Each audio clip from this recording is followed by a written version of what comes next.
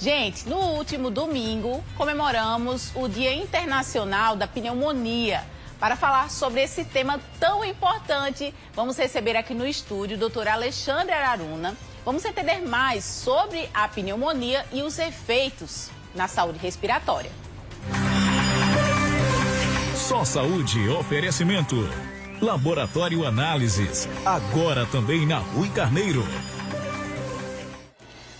Pois é, gente, esse tema é muito importante. Por isso eu estou recebendo aqui o Dr. Alexandre para esclarecer essas dúvidas. Se você também tem alguma curiosidade, alguma dúvida ou questionamento, é bem fácil, tá? Você pode mandar para a gente uma mensagem no 991050400. 991050400 é o WhatsApp do MD. No próximo bloco a gente vai estar lendo a sua interação, tá? Dr. Alexandre, bom dia. Obrigada pela sua participação aqui com a gente.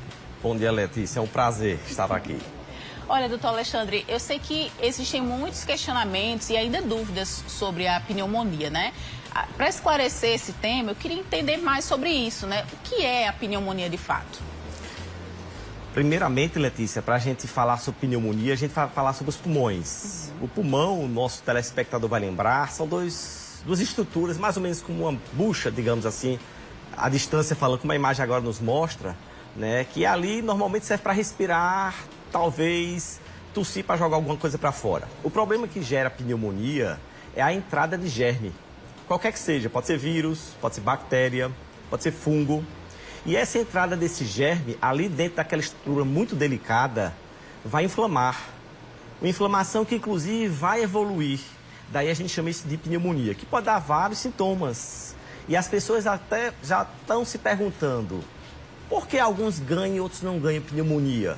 A exemplo, se eu tenho a minha defesa frágil, Letícia, exemplo, uma pessoa que seja um diabético que não está controlando a diabetes, uma pessoa que tem um problema renal descontrolado, é uma pessoa que vai facilitar. Outro, estruturas do pulmão que favorecem o germe ficar. Aquele que agora está nos assistindo, que é tabagista, do vape ou do cigarro clássico, é um exemplo. E o terceiro item, que é muito importante, é a agressividade do germe. Então, esses três fatores, Letícia, podem dar o que nós chamamos de pneumonia. Entendi. É muito importante esse tema, né? Ontem, eu queria até tirar uma dúvida com o senhor a respeito disso. Eu fiz uma matéria que, infelizmente, conta a história de um bebezinho que morreu, né? E aí, o caso chamou a atenção porque, segundo a mãe, o bebê amamentou e aí ele começou como é que eu posso dizer assim, botar para fora esse leite pela boca, pelo nariz. E aí, depois de um tempo, quando fez o exame, esse bebê ele tinha respirado esse leite, né? E aí deu pneumonia nesse bebê. Eu queria que o senhor explicasse isso, de fato acontece, né? Alertando os pais aí sobre esse assunto. Bem colocado, Letícia. A pneumonia é a infecção em criança abaixo de 5 anos, como você acaba de falar, que mais mata. E também, claro, os idosos, qualquer uma pessoa pode morrer. Esse exemplo específico que você acaba de mencionar, com certeza a gente não deve aqui lembrar que não é porque houve uma amamentação. Na verdade, qualquer coisa, e aí uma criança, um adulto, um idoso que esteja acamado, que eventualmente vai comer ou vai engolir, ele tem que estar na condição mais elevada possível, sentadinho ou em pé, praticamente. Né? Porque, pelas suas descrições, eu quero acreditar que o leite, ou seria água, ou seria um suco, ou seria uma comida, um chá que eu fosse, de alguma forma caiu no canto errado, porque a gargantinha ela é uma divisão entre a área que vai para o ar e a área que vai para a comida. E aí, como é muito próximo, o bebezinho, a gente está lembrando que foi um bebezinho, ele possivelmente não tem esse domínio, e daí esses cuidados específicos da forma de amamentar, de arrotar, como os pais e as mães são já bem instruídos, né, possivelmente caiu o leite no orifício que é responsável pelo ar. E aí, quando cai lá dentro da via aérea, o brônquio, a gente vai chamar de pneumonia aspirativa. Dessa vez foi uma criança, mas pode ser um adulto, um idoso, quem quer que for.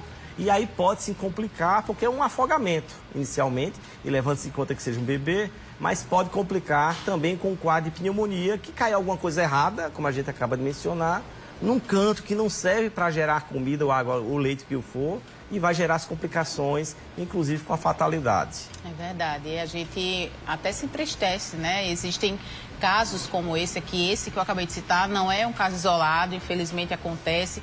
No início da fala do senhor, o senhor chegou a colocar até que crianças, idosos, de fato esse é um grupo propício a ter mais a pneumonia, né? Exatamente, Letícia. Quando a gente fala de pneumonia, que é quem mais mata quando está internado, em crianças e também adultos, é uma das infecções que mais matam em quem está internado. Daí a gravidade e a importância, por exemplo, de haver um dia internacional para a pneumonia. Mas a gente lembra com maior frequência crianças abaixo de 5 anos e senhores e senhoras idosos acima dos seus 60, 65 anos de idade. Mas e nesse meio, Letícia, independente dessas faixas etárias, todo mundo que tiver de alguma forma a defesa prejudicada.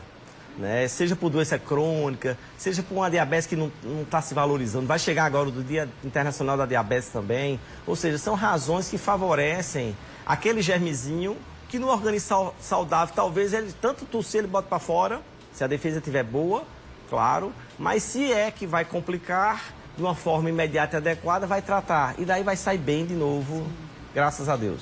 Doutor Alexandre, como prevenir a pneumonia, né? A gente falou aqui sobre o caso do bebê, mas a gente também está falando sobre o caso de idosos, né? Adultos, jovens, enfim. Como prevenir? Primeiramente, o bom senso de ter e gozar o máximo de uma vida saudável, Letícia. E aí a pergunta é muito vasta realmente essa colocação. Eu costumo facilitar para ver se a gente se compreende melhor os 5 dedos.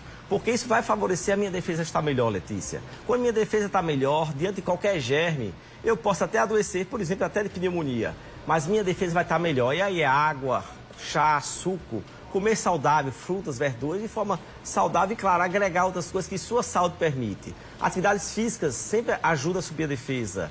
Boas coisas na mente que dá o gosto, a satisfação da vida, como dormir bem. Aqui é o início. Mas eu, eventualmente, ligando diretamente para pneumonias, eu vou lembrar, vai que eu esteja, por exemplo, perto de pessoas que estejam tossindo. Sim. Perto de pessoas que estejam com diagnóstico de pneumonia. Infelizmente, nem sempre a tosse é a referência da pneumonia, porque a gente pode ter pneumonia sem tosse, que ela só vem depois. Mas se eu estou sabidamente entendendo que há pessoas que estejam adoentadas e de alguma forma minha defesa esteja frágil, usar a velha máscara, que ela é uma forma de proteger-se. Ou mesmo evitar ambientes fechados, em que eu saiba que ali pode ser um ambiente que eu possa adoecer. Tão como evitar o cigarro, tão como evitar qualquer coisa inalatória, né? Aí vai o vape ou semelhantes, que possam danificar o trato respiratório e favorecer. Porque, por exemplo, vai que nós dois, Letícia, estejamos diante de uma pessoa que tem pneumonia. Vai que eu seja um fumante e você não seja um fumante. O cigarro, ele inalado, ele machuca, impede com que meus brônquios devolvam, digamos, o germe da pneumonia. E o seu não, o seu está preservado. Então, de repente, daqui a uns 3, 4, 5 dias, liga para a Letícia de Paz, lá no programa de Paz, e o doutor Alexandre está doente com pneumonia. Por exemplo, por um simples exclusivo cigarro e às vezes também o eletrônico. Um ponto interessante também, até agregando a fala do senhor, eu cheguei um tempo, acho que tem uns 3 anos mais ou menos, a ter um quadro inicial de pneumonia. Isso, na minha concepção, foi fruto de um ar-condicionado. E aí ficava naquela questão do ar-condicionado, né? Não era na minha casa, era num outro lugar.